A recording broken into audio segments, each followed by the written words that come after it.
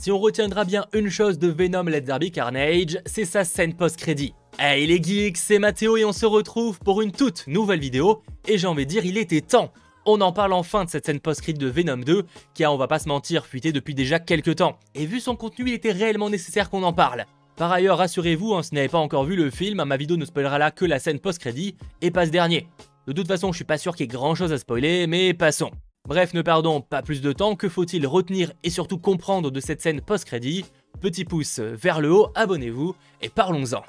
Avant même de commencer, rappel important, certes connu par beaucoup mais oublié par certains, même s'il existe un accord pour que Spider-Man apparaisse dans des films de Marvel Studios comme Avengers etc, le personnage n'en reste pas moins la propriété de Sony. Donc Marvel Studios et forcément Disney, qui en est le propriétaire, ne sont pas impliqués dans des films comme Venom, Morbius, Kraven et ceux qui suivront.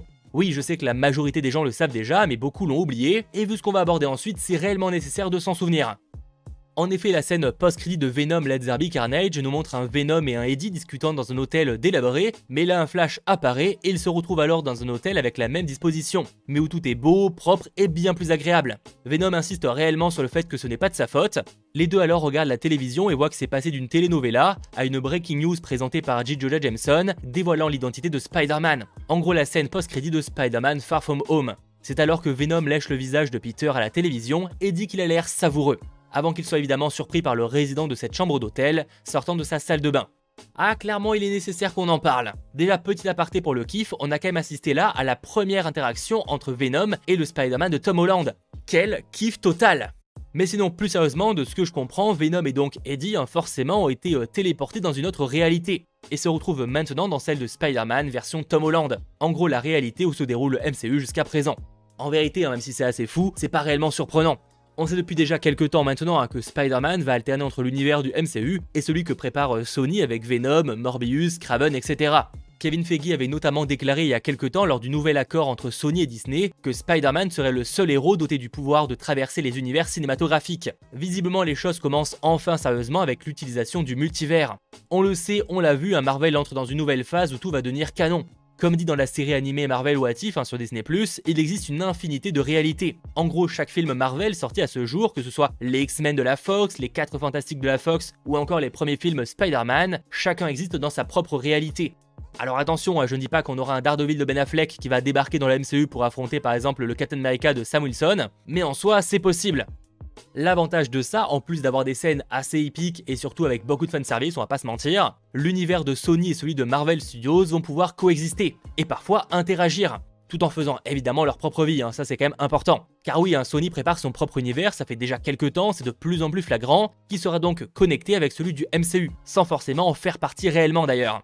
En effet, de mon avis, pour l'instant évidemment rien d'officiel de ce côté-là, mais les connexions entre les deux univers, donc celui de Sony et celui de Marvel Studios, resteront assez rares en dehors des films Spider-Man. En gros, je veux dire que je vois mal un Venom affronter le nouveau Captain America, même si techniquement évidemment c'est possible. Si un affrontement se fait, de mon avis ce sera plus dans un film Spider-Man, à moins évidemment exception, parce que oui, il y en aura, forcément. Notons là-dessus que pour l'instant ça reste ma vision des choses, il y a encore une fois rien d'officiel concrètement là-dessus, comment ça va se dérouler, mais n'hésitez pas en commentaire à partager également votre avis.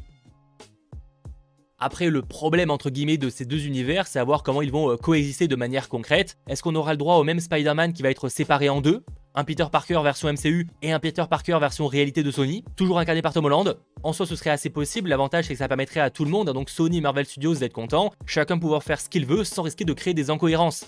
Le problème ce serait plus pour le public qui risquerait d'être confus, d'avoir un même personnage qui serait divisé un peu de deux manières différentes avec un même acteur. Je suis pas sûr que tout le monde arrive à suivre. Mais ça encore une fois, je suis vraiment curieux de savoir comment la gestion du multivers va être faite par Marvel Studios, Sony, etc. Qui sait, peut-être que Spider-Man No Way Home, qui sort quand même en décembre, donc dans plus si longtemps que ça, pourra nous éclaircir un peu à ce sujet. Je l'espère vraiment. Là où je me questionne par contre beaucoup plus, c'est pourquoi cet intérêt de Venom envers Spider-Man, faut qu'on en parle, parce que à dernière nouvelle, Venom, en tout cas cette version-là, ne connaît pas Spider-Man. Alors je sais que dans les comics, les deux ont un lien très important vu leur histoire passée, mais là, y a rien. Donc à moins que ce soit un lien qui se fasse naturellement, franchement, c'est surprenant. On peut également se poser la question de pourquoi il a été envoyé dans la réalité de Spider-Man. Alors je sais qu'il y aura les autres méchants des précédents films Spider-Man, mais eux ils ont tous combattu des Spider-Man, que ce soit la version de Tobey Maguire, d'Andrew Garfield ou autre. Mais là le Venom de Tom Hardy, encore une fois, ça n'a pas de sens. Et pourquoi irait-il s'attaquer à Spider-Man, encore une fois, à moins que ce soit un truc naturel? Surtout que dans les films Venom, le symbiote est plus montré comme un anti-héros, s'attaquant finalement avant tout aux méchants, que ce soit Carnage, Riot, etc. Le faire s'attaquer à Peter Parker signerait en fait un changement radical du perso. Alors, ce serait pas sans me déplaire, clairement je préfère un méchant Venom, même si je sais qu'il existe les deux dans les comics, mais ça reste un changement important qu'il faudrait clairement justifier. Sur ça, il faudra réellement une explication. De toute façon, on ne sait pas encore comment la confrontation Venom-Spider-Man arrivera, ni même quand. Qui sait, peut-être qu'elle aura lieu directement dans Spider-Man No Way Home avec la présence de Venom. Alors pour l'instant, j'ai vu aucune rumeur un peu fiable l'évoquer, mais en soi, vu le teasing actuel, ça aurait peut-être du sens. Pourquoi teaser quelque chose avec Venom maintenant, surtout après tous ces reports, si c'est au final pour l'explorer que dans des années. Là-dessus, c'est difficile à dire, pour le coup, ça restera uniquement de la spéculation à ce stade, mais la présence de Venom dans Spider-Man No Way Home, forcément, se pose. Après, si la confrontation entre les deux ne se fait pas là, bon, ça pourrait arriver possiblement dans quelques années dans un Venom 3, pourquoi pas? Un Venom 3 vs Spider-Man, qui sait? Pour anecdote, le réalisateur a confirmé qu'ils ont longtemps envisagé de mettre en place l'homme araignée dans le film Let There Be Carnage, qu'au final ça n'a pas été gardé car ils voulaient vraiment s'accentuer sur le Venom vs Carnage, faut dire que c'est un petit peu le titre du film, et de toute façon, vu sa durée, clairement il ne fallait pas perdre de temps. Bon, j'imagine que s'ils avaient intégré Spider-Man, il aurait été carrément plus long, quoi qu'il en soit, ça n'a pas été gardé. Autre point que je n'ai pas encore abordé, c'est la partie qui se passe avant le changement d'univers pour Venom, quand ce dernier parle des connaissances infinies des symbiotes, et c'est vrai que ce serait super intéressant d'explorer ça plus en profondeur dans un prochain film. Qui sait, cela pourrait peut-être conduire à l'introduction de Knull, en gros le dieu des symbiotes, vu entre autres dans des comics comme Venom Rex, Absolute Carnage, ou encore l'énorme événement King in Black. Si franchement vous voulez du vrai grand symbiote en comics, foncez, vous ne serez pas déçus. Par contre, ça n'a rien à voir avec le film, autant vous prévenir direct. Après, j'admets peut-être que je pars un petit peu trop loin en parlant de Knull, mais franchement, ce serait sacrément stylé.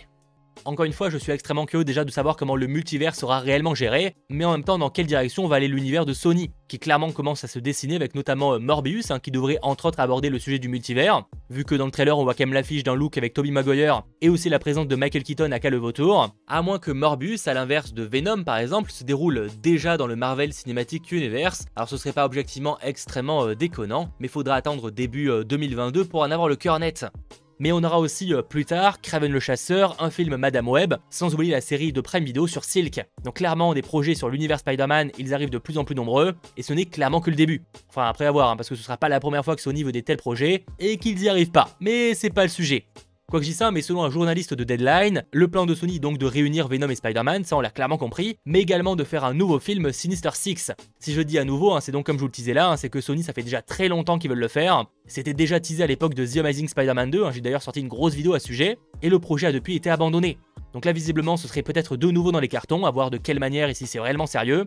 Et de toute façon, Spider-Man No Way Home devrait également le teaser, puisqu'on y retrouvera une partie de ses méchants, je pense au Bouffon Vert, Electro, ou encore le Dr Octopus pour les personnages officiels, et selon les rumeurs, on pourrait également y trouver le Lézard et l'Homme Sable. Du coup, pourquoi pas un nouveau film après, Sinister Six, qui rajouterait Venom. Évidemment, ça me hype énormément, mais ça reste du stade de la rumeur, de la théorie, etc. Ce qu'on comprend clairement, c'est que les univers vont commencer à se connecter et que ça promet quelque chose de juste épique. En revanche, j'espère quand même que Morbius, Kraven et les prochains films me convaincront un peu plus, car actuellement Venom 1 et Venom Let There Be Carnage, désolé, je ne suis pas spécialement fan. J'espère en tout cas que cette vidéo vous aura plu et vous aura un petit peu éclairé sur l'avenir de Sony et notamment avec cette scène post-crédit. Si c'est le cas, n'hésitez pas à lâcher le petit pouce vers le haut, à vous abonner et on se retrouve très vite pour de nouvelles vidéos. A mon avis, la scène post-crédit de Spider-Man No Way Home, on n'est pas prêt. C'était votre geek, Mathéo, ciao tout le monde.